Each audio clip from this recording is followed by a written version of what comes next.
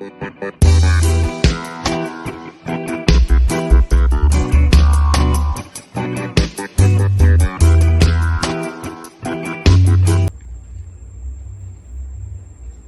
mi gente, rico.toro.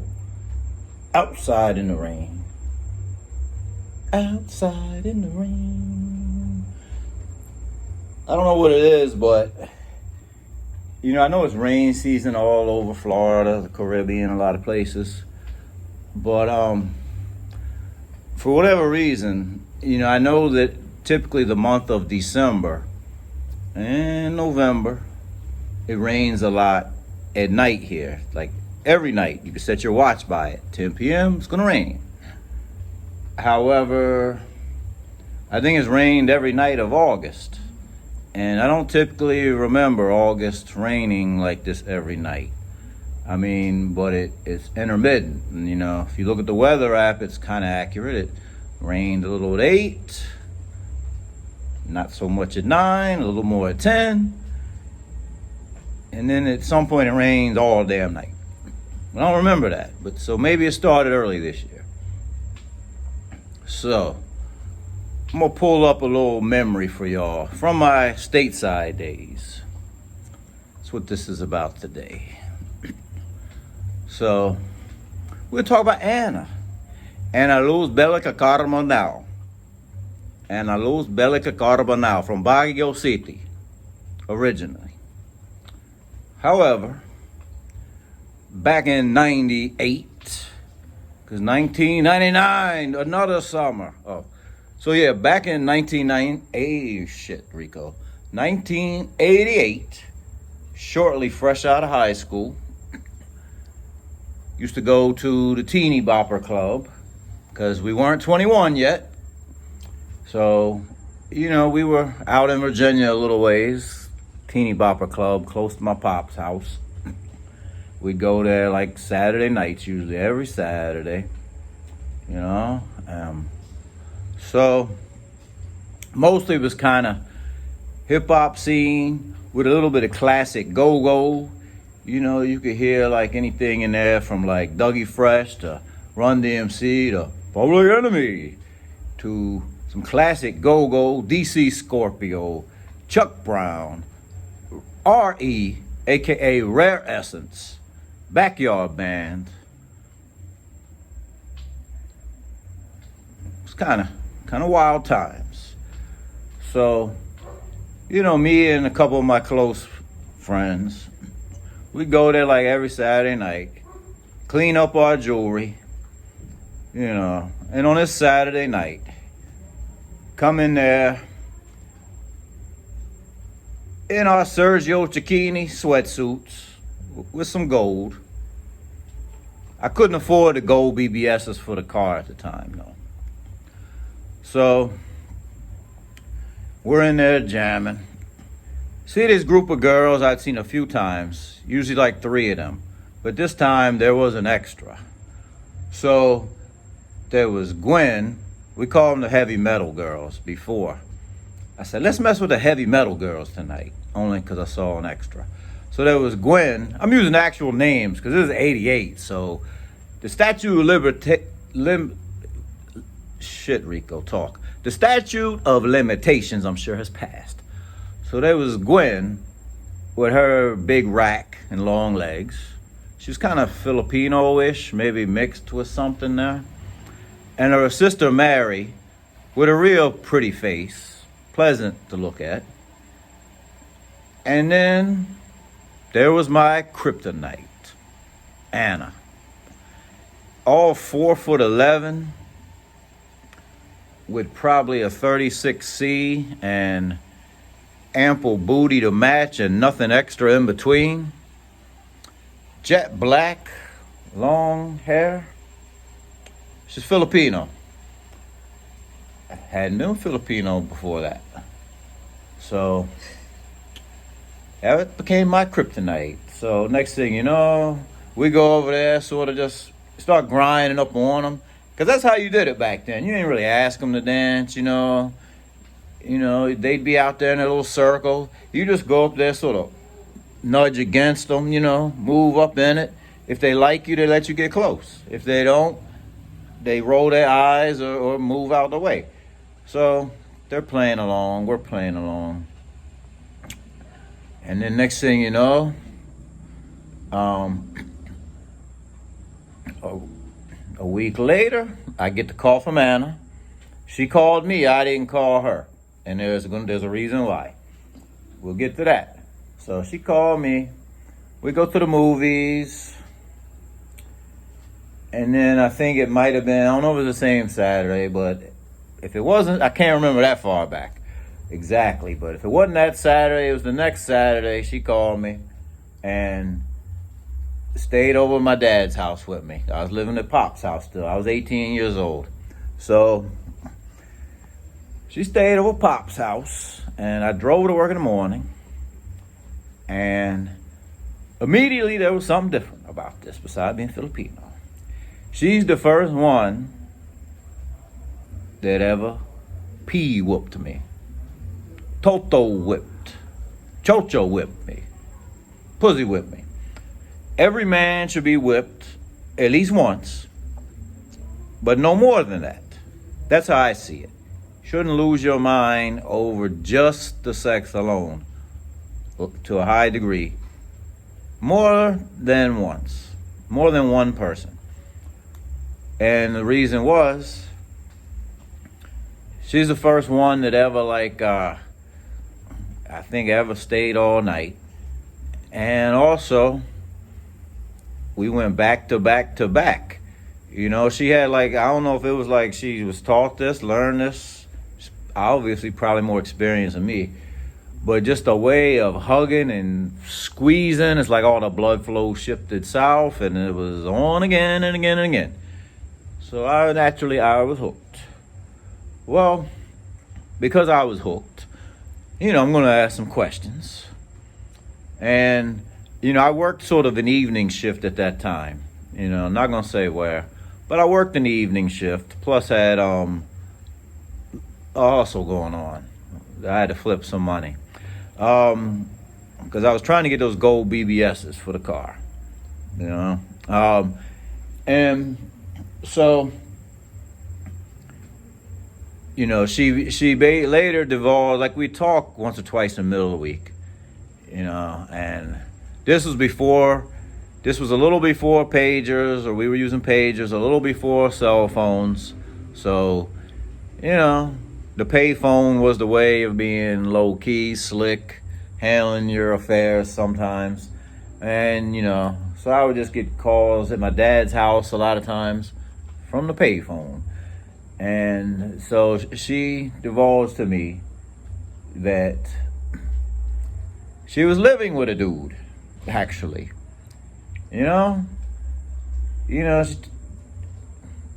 was honest. Divulged she was living with a dude.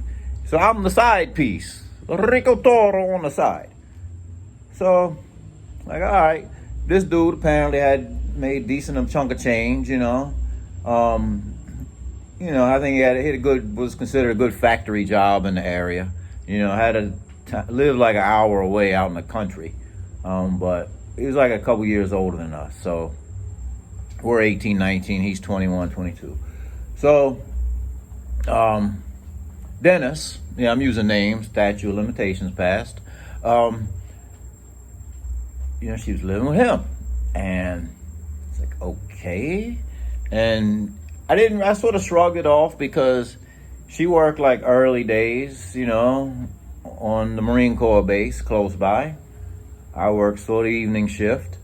So it was sort of like Saturday night was going to be our night.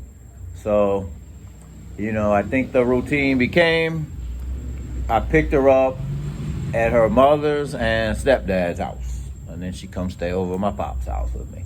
And turn me out every damn Saturday. So, fast forward a little bit of time. Things sort of came to a head at some point. And, summer came and I had a little downtime. Decided I was going in the military a few months later.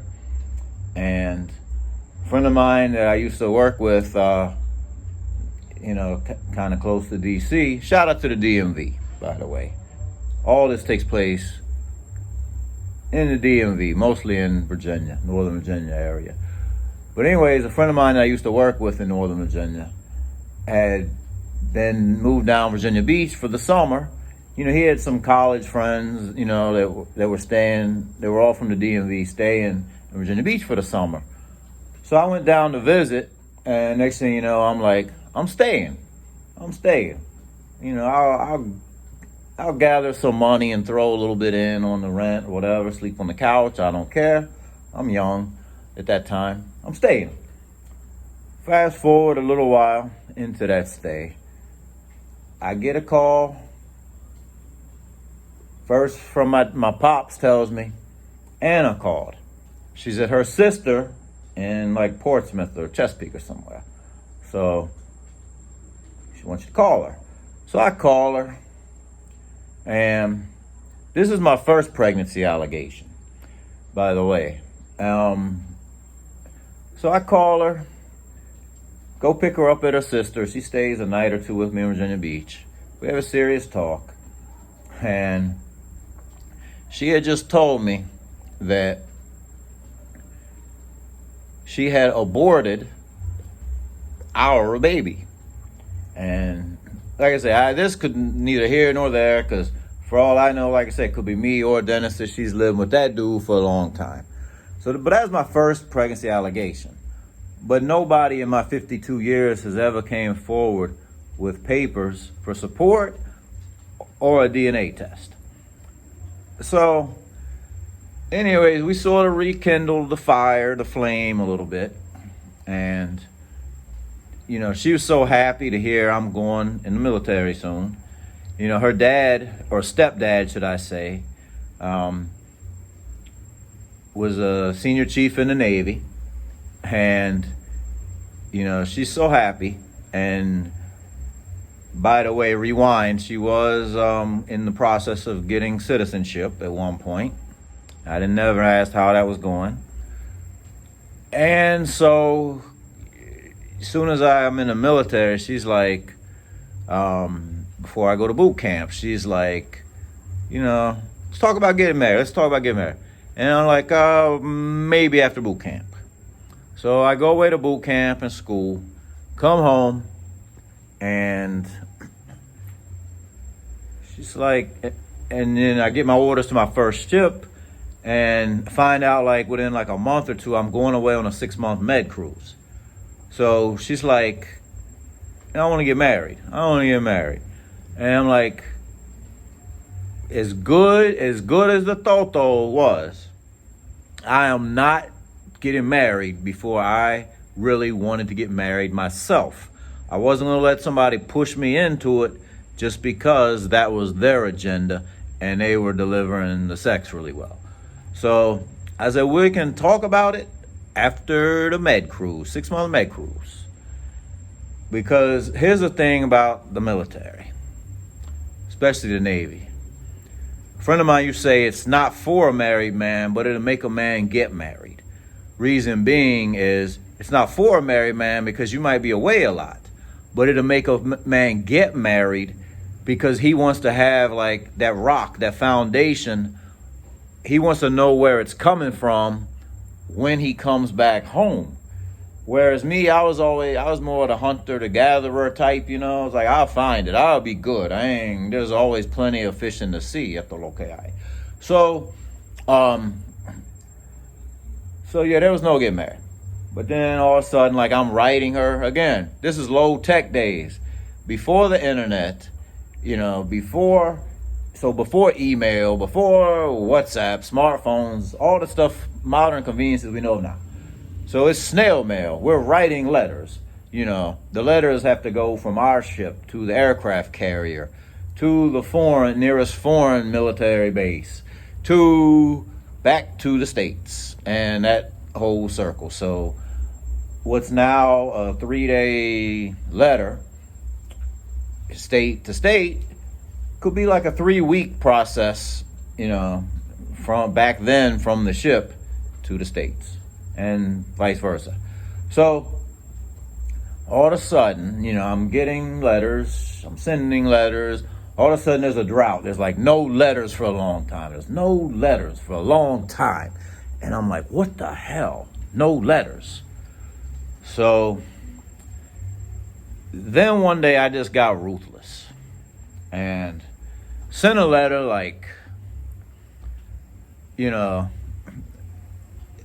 basically like, okay, I was fronting, but I had to go hard because I wasn't getting the letter being sweet. So I was like, so basically I was like, look, you don't gotta see me no more. We ain't gotta work on a future together, whatever. I basically just wanna smash it a certain kind of way. I wanna do this, that, and that to you. Not kinda have YouTube restrict my videos. So I ain't gonna say all the words I'm thinking. But I wanted to go here, there, and XYZ, all up in them guts. Rico.toro fat girls, chicken nuggets, and chocolate deluxe. So next thing I know, I get this illiterate ass letter from a dude. I mean, it was like some straight country boy, ebonic, ignorant, goofy writing. I guess he had to be from like deep woods of Mississippi or something. And he was like basically saying, you're talking about my wife, saying you want to do this and this and this. And I just laughed it off and I was hurt. I ain't gonna lie. I laughed, but I was hurt. There was that spot that was hurt, like, ooh, reality hurts. So I was like, all right, well, at least now I know she was getting the letters, By the way, I was sending them to her parents' house because, she was living with the dude, as far as I knew still.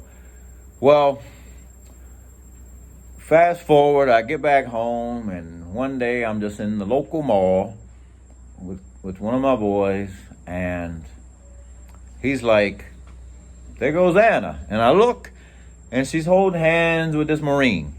Well, she worked on the Marine base, and she had to, I guess it was a citizenship thing. I never really thought about it. I didn't think about it that much at that time, those kind of things. That's why she was pushing me to marry her and stuff. So the citizenship thing. And that's why she was working so hard, all this couple of different guys, I guess. Rico tore the side piece. Amen. So, I ran into Gwen and Mary. I don't know, sometime after that at a party somewhere.